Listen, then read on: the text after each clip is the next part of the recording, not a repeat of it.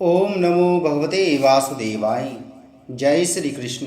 प्रिय भक्तजनों, आइए आज की कथा में हम श्रवण करते हैं श्रीमद् भागवत गीता के 5वें अध्याय की कथा। इस कथा में हम श्रवण करेंगे कर्म योग, कृष्ण भावना भावित कर्म। अर्जुन ने कहा, हे कृष्ण, पहले आप मुझसे कर्म त्यागने के लिए कहते हैं और फिर भक्ति पूर्वक कर्म करने का आदेश देते हैं। क्या आप अब कृपा करके निश्चित रूप से मुझे बताएंगे कि इन दोनों में से कौन अधिक लाभप्रद है? श्री भगवान ने उत्तर दिया, मुक्ति के लिए तो कर्म का परित्याग तथा भक्ति में कर्मयोग दोनों ही उत्तम हैं, किंतु इन दोनों में से कर्म के परित्याग से भक्ति युक्त कर्म श्रेष्ठ है। जो पुरुष ना तो कर्म फलों से घृणा करता है और न कर्म फल की इच्छा करता है, वह नित्य सन्यासी जाना जाता है। हे महाबाहु अर्जुन, ऐसा मनुष्य समस्त द्वंद्वों से रहित होकर भवबंधन को पार कर पूर्णतया मुक्त हो जाता है। अज्ञानी ही भक्ति कर्मयोग को भौतिक जगत के विश्लेषणात्मक अध्ययन सांख्य से भिन्न कहते हैं। जो वस्तुतः ज्ञानी हैं वे कहते हैं कि जो इनमें से किसी एक मार्ग का भली भांति अनुसरण करता है वह दोनों के फल प्राप्त कर लेता है। जो यह जानता है कि विश्लेषणात्मक अध्ययन सांख्य द्वारा प्राप्य स्थान भक्ति द्वारा भी प्राप्त किया जा सकता है और इस तरह जो सांख्य योग तथा भक्ति योग को एक समान देखता है वही वस्तुओं को यथारूप में देखता है। भक्ति में लगे बिना केवल समस्त कर्मों का परित्याग करने से कोई सुखी नहीं बन सकता, परंतु भक्ति में लगा हुआ विचारवान व्यक्ति शीघ्र ही परमेश्वर को प्राप्त कर लेता है। जो भक्ति भाव से कर्म करता है, जो विशुद्ध आत्मा है और अपने मन तथा इंद्रियों को वश में रखता है, वह सबों को प्रिय होता है और सभी लोग उसे प्रिय होते हैं। ऐसा व्यक्ति कर्म करता हुआ भी कभी नहीं बंधता। दिव्य भावना मृत युक्त पुरुष देखते, सुनते, स्पर्श करते, सूंघते, खाते, चलते फिरते, सोते तथा श्वास लेते हुए भी अपने अंतर में सदैव यही जानता रहता है कि वास्तव में वह कुछ भी नहीं करता। बोलते, त्यागते, ग्रहण करते या आंखें खोलते बंद करते हुए भी वह यह जानता रहता है कि भौतिक इंद्रियां अपने अपने विषयों में प्रवृत्त हैं और वह इन सब से पृथक हैं। जो व्यक्ति कर्म फलों को परमेश्वर को समर्पित करके आसक्ति रहित होकर अपना कर्म करता है वह पाप कर्मों से उसी प्रकार अप्रभावित रहता है जिस प्रकार कमल पत्र जल से अस्पृश्य रहता है। योगी जन आसक्ति रहित होकर शरीर, मन, बुद्धि तथा इंद्रियों के द्वारा भी केवल शुद्धि के लिए कर्म करते हैं। निश्चल भक्त शुद्ध शांति प्राप्त करता है क्योंकि वह समस्त कर्म फल मुझे अर्पित कर देता है। किंतु जो व्यक्ति भगवान से युक्त नहीं है और जो अपने श्रम का फल कामी है वह बंध जाता है।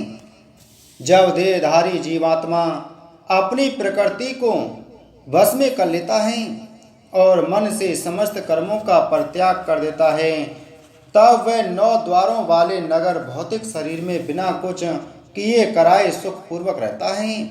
शरीर रूपी नगर का स्वामी देहधारी जीवात्मा न तो कर्म का सृजन करता है और न लोगों को कर्म करने के लिए प्रेरित करता है, न ही कर्म फल की रचना करता है। यह सब तो प्रकृति के गुणों द्वारा ही किया जाता है।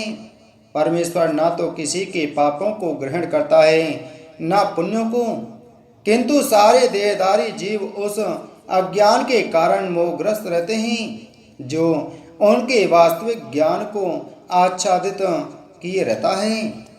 किंतु जब कोई उस ज्ञान से प्रबुद्ध होता है जिससे अविद्या का विनाश होता है तो उसके ज्ञान से सब कुछ उसी तरह प्रकट हो जाता है जैसे दिन में सूर्य से सारी वस्तुएं प्रकाशित हो जाती हैं। जब मनुष्य की बुद्धि, मन, श्रद्धा तथा शरण सब कुछ भगवान में स्थिर हो जाते हैं, तभी वह पूर्ण ज्ञान द्वारा समस्त कलमश से शुद्ध होता है और मुक्ति के पथ पर अग्रसर होता है। वे नम्र साधु पुरुष अपने वास्तविक ज्ञान के कारण एक विद्वान तथा विनीत ब्राह्मण, गाय, हाथी, कुत्ता तथा चांडाल को समान दृष्टि समभाव से देखते हैं। जिनके मन एकत्व तथा समता में स्थित हैं, उन्होंने जन्म तथा मृत्यु के बंधनों को पहले ही जीत लिया है। वे ब्रह्म के समान निर्दोष हैं और सदा ब्रह्म में ही स्थित रहते हैं। जो ना तो प्रिय वस्तु को पाकर हर्षित होता है और न अप्रिय को पाकर विचलित होता है।